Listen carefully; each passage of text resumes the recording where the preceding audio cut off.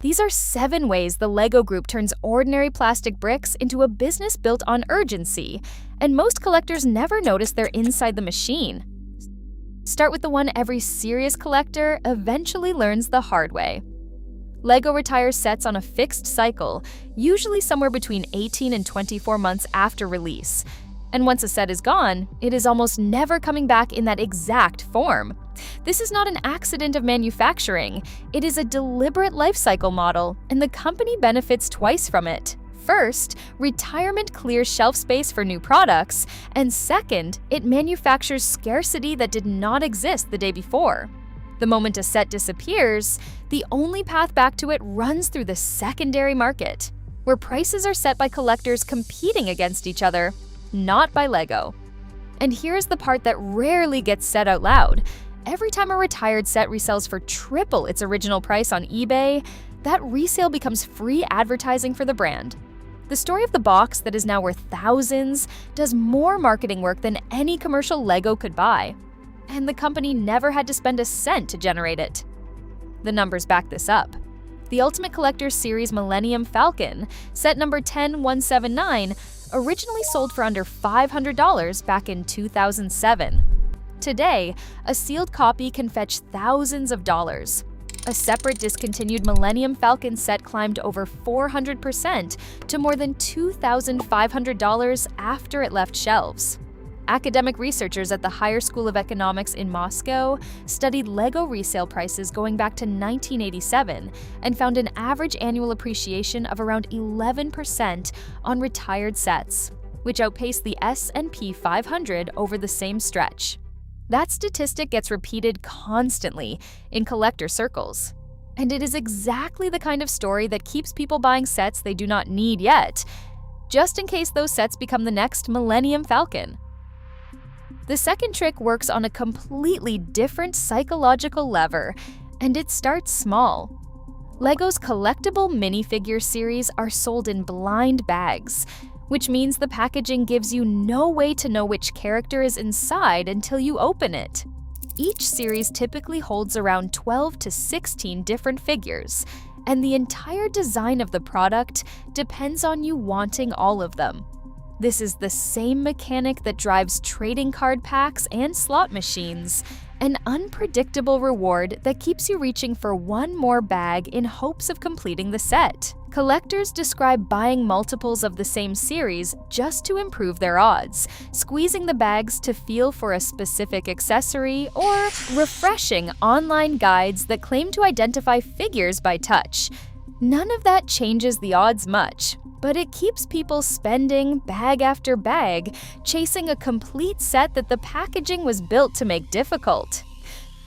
Third is the loyalty program, currently called LEGO Insiders after it was rebranded from LEGO VIP in August of 2023.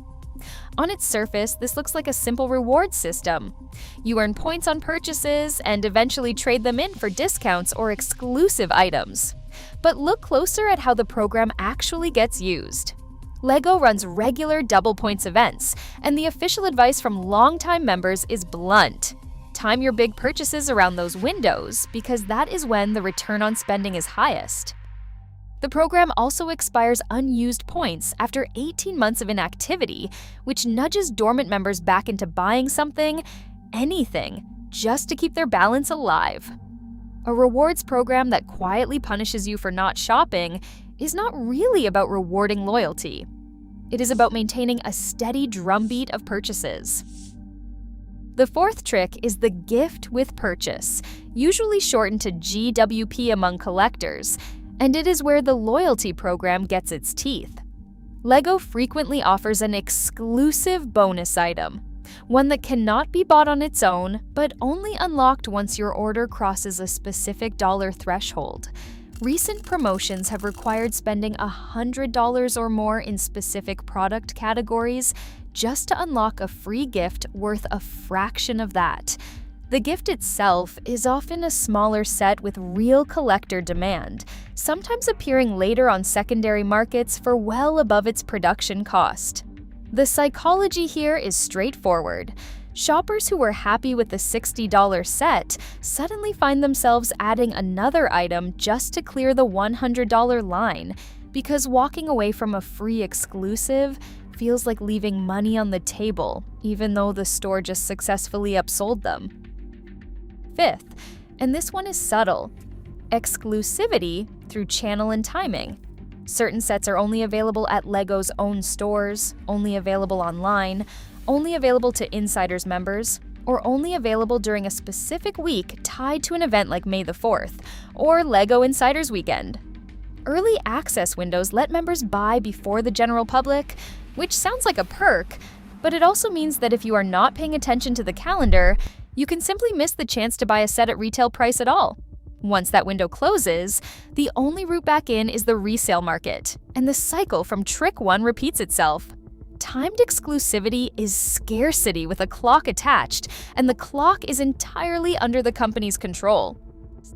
Sixth, the buying pattern LEGO has successfully normalized among its most dedicated fans, buying 2 or 3 copies of the same set, one to build and display, one to keep sealed as an investment, and sometimes a third to trade. Collector guides openly recommend this approach, framing it as smart practice rather than as a company benefiting from tripled sales on its most popular releases. Every extra sealed copy sitting in a closet is a copy that will never return to the shelf through a return or resale at retail price, which tightens future secondary market supply even further. The more collectors adopt this habit, the more the scarcity in Trick 1 becomes self-reinforcing, because the people who could flood the resale market with extra units are instead deliberately holding them back. And seventh, the quiet acknowledgement tucked into nearly every serious guide to LEGO investing. This system does not treat every set equally, and that unevenness is part of what keeps collectors chasing the next release.